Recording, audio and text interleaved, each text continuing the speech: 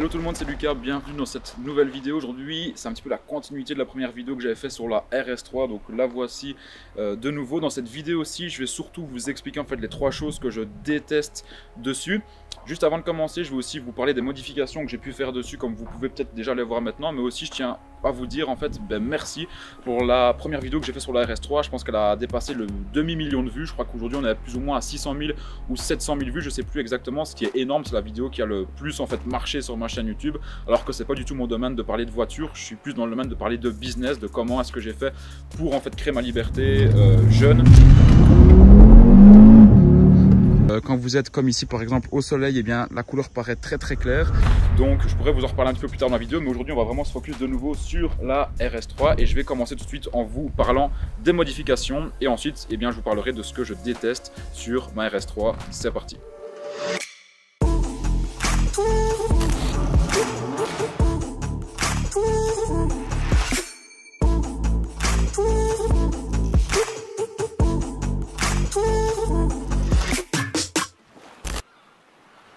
Alors déjà premièrement on va parler des modifications donc, que j'ai pu faire dessus. On va commencer par le devant, ensuite on va aller à l'arrière de la voiture. Comme je vous l'ai dit dans la première vidéo, pour ceux peut-être qui ne l'ont pas vu, je vous invite à aller la voir, je vous mettrai le lien dans la description. Mais en gros première chose que j'ai changé, c'est au niveau de la teinte des phares. Donc j'ai mis en fait j'ai mis des phares teintés. Alors ils ne sont pas teintés à leur maximum, c'est une opacité quand même assez faible, parce que trop teinté je trouvais que ça faisait tout simplement pas beau, c'était un peu too much et je trouvais pas ça très beau, donc j'ai fait ça aux deux phares avant, aux deux phares arrière aussi. Je vous montrerai les phares arrière juste après. Au niveau de la calandre, il y a juste deux choses qui ont été changées.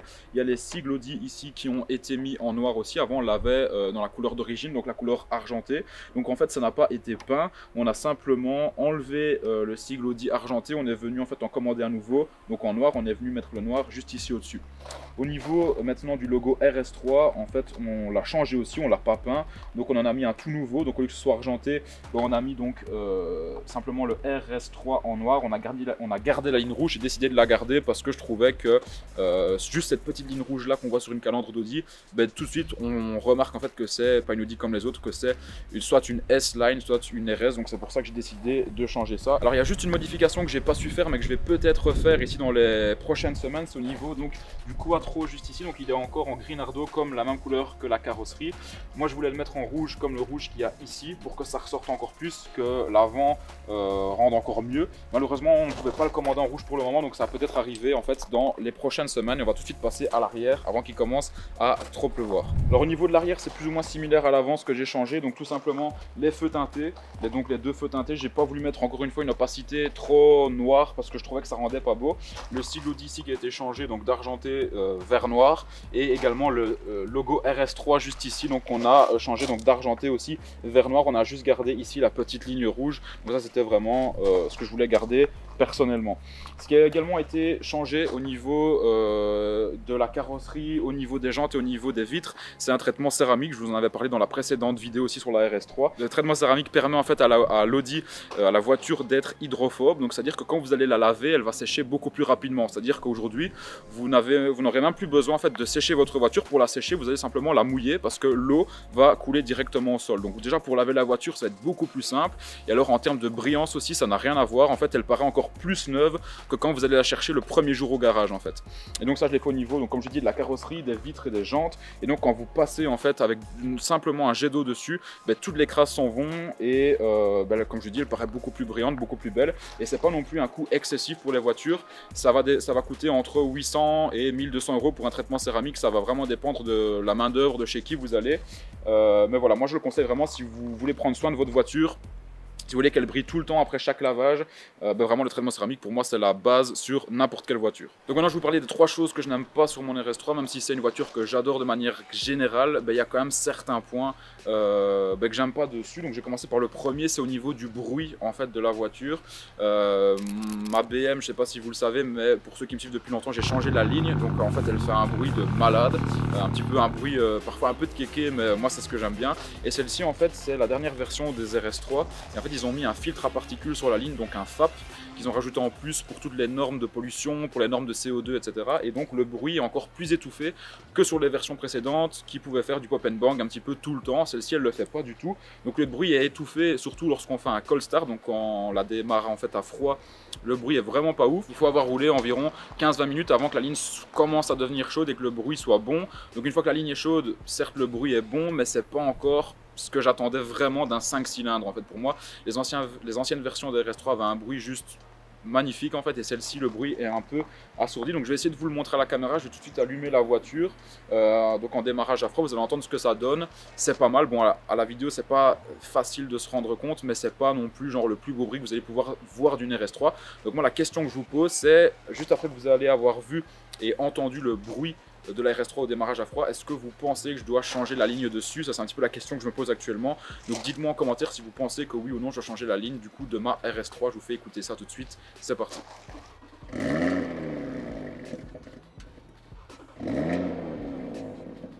Alors deuxième chose que j'aime pas sur cette voiture, enfin je m'y attendais un petit peu, mais c'est pas non plus ce qu'il y a de mieux sur cette voiture, c'est simplement le coffre. Donc je vais vous montrer en fait le coffre pour moi manque clairement de place.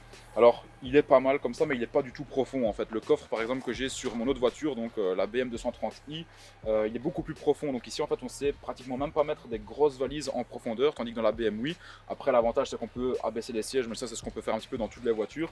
Donc ça c'est ce que je trouve un petit peu dommage dans l'Audi, c'est qu'au niveau du coffre il n'y a pas énormément de place. J'aurais cru qu'elle allait en avoir un petit peu plus parce qu'elle est un petit peu en format break, même si ça reste un modèle un peu réduit. Donc pour moi ça c'est le deuxième un petit peu inconvénient de l'Audi, c'est simplement le coffre, surtout quand vous voyagez à 4 ou 5, dans le coffre on ne sait pas mettre grand chose quoi. Et la troisième chose en fait que je trouve un peu regrettable sur ce type de voiture-ci, qui coûte un certain prix, c'est voilà, c'est une voiture assez puissante donc qui peut rouler vite, c'est certaines pièces de la carrosserie qui sont pas pour moi en fait assez solides. Je parle d'une pièce en particulier, je l'ai pas depuis longtemps la voiture, j'ai depuis genre je pense 4 ou 5 mois, mais il y a un truc qui m'a un peu fait chier, c'est simplement cette pièce-ci. Donc en fait c'est la pièce où lorsqu'on l'enlève en fait on peut mettre la pièce, je me souviens plus du nom de la pièce, je vous mettrai la photo de la pièce juste ici, qui permet en fait à la voiture d'être tractée, d'être remorquée si jamais en fait elle tombe en panne. Et en fait ce qui s'est passé c'est que j'ai été un peu la dépoussiérer sur le circuit de Spa-Francorchamps, donc en Belgique. Je vous mettrai quelques petites photos ici à l'écran où je vous montre un petit peu quand j'ai roulé etc. dessus. J'ai roulé avec un coach, c'était vraiment une expérience de dingue. Et ce qui s'est passé c'est qu'on est obligé en fait de mettre la pièce ici si jamais par exemple vous crachez, si par exemple vous tombez en panne, pour pouvoir la remorquer assez facilement en fait. Et le truc c'est que donc cette pièce-ci était retirée mais elle était toujours attachée à la carrosserie, et en fait après 2 heures de circuit en fait cette pièce là est partie. Donc pour moi c'est de la faute en fait du constructeur, c'est de la faute de Audi, parce que les pièces peuvent pas se casser comme ça. Et donc du coup ce que j'ai dû faire c'est simplement payer une nouvelle pièce. Donc voilà, pour moi ça m'a un peu fait chier, surtout qu'une bête pièce comme ça coûte quand même 110 €. Je trouve ça un peu exagéré, mais bon voilà, c'est aussi la marque. Et donc voilà, pour moi, sur une voiture comme ça, c'est le genre de choses qui doit clairement pas arriver. Donc c'est la troisième chose qui m'a fait chier dessus. Sinon, bien évidemment, à part ça, de manière générale, c'est une voiture que j'adore. Je prends énormément de plaisir à rouler avec. Le seul bémol, c'est qu'elle n'est pas en propulsion, mais ça, je le savais avant de l'acheter. C'est pour ça aussi que j'ai la BMW ou la BMW pour les Français, quand j'ai un petit peu plus m'amuser, un petit peu plus glisser. Mais sinon, franchement, c'est un gros kiff de rouler avec ça. Et comme j'ai dit, je prends vraiment énormément de plaisir. Donc voilà pour cette vidéo. Donc c'est un petit peu une update de la première vidéo de la RS3. Pourquoi pas une fois vous faire une vidéo quand je vais carrément sur circuit, où je la dégomme vraiment à son maximum. Ici on va pas partir faire un tour avec, parce que si jamais vous voulez voir quand je la conduis, je vous invite à aller voir la première vidéo sur la RS3, le lien dans la description. Et donc moi je vais conclure sur une chose, c'est que si vous vous demandez comment un petit jeune de 22 ans a pu s'acheter une RS3, c'est pas en dealant de la drogue, c'est pas en faisant je sais pas moi du travail sale ou quelque chose comme ça. C'est simplement parce que je me suis bougé et parce que j'ai lancé mon business en ligne très jeune, et parce que j'ai compris qu'il n'y avait pas que l'école, il n'y avait pas que le parcours classique qu'on nous dit de faire depuis le début qui existait. J'ai compris très vite en fait que je pouvais en fait gagner de l'argent par moi-même sans spécialement avoir un diplôme et sans spécialement travailler pour un patron. Donc c'est ce que j'ai fait, j'ai lancé mon business de dropshipping. Donc le dropshipping c'est un business qui vous permet en fait de vendre des produits sans avoir de stock, donc de créer un site e-commerce, de vendre des produits sans avoir de stock, parce que c'est en fait le client qui va venir commander sur votre site, et ensuite c'est le fournisseur qui envoie le produit directement au client. Donc vous êtes juste l'intermédiaire et vous ne touchez pas de stock. Donc ça c'est juste génial parce que vous pouvez vendre, si vous voulez, même 1000 produits à la seconde. Vous n'êtes pas embêté au niveau du stockage. Donc c'est juste top. Et si le dropshipping vous intéresse, si vous aussi vous voulez un petit peu en savoir plus sur le type de business que vous allez pouvoir lancer jeune ou même moins jeune, je vous invite à simplement cliquer sur le premier lien qui se trouve dans la description. C'est le lien en fait de ma formation gratuite qui vous explique comment générer 10 000 € en 30 jours en faisant du dropshipping. Donc vous pouvez cliquer sur ce lien là, c'est 100% gratuit. C'est une formation gratuite composée de 4 épisodes qui va vous expliquer quels produits vendre, comment créer votre site web, quel fournisseur choisir, ensuite comment faire sa publicité sur les réseaux pour vendre vos produits. Donc voilà, c'est le premier lien qui se trouve dans la description. Moi j'arrête pour cette vidéo là. Si vous voulez d'autres vidéos sur la RS3, n'hésitez pas à me le dire en commentaire, je vous en ferai d'autres. Et moi je vous dis à la prochaine pour une prochaine vidéo. Salut à tous.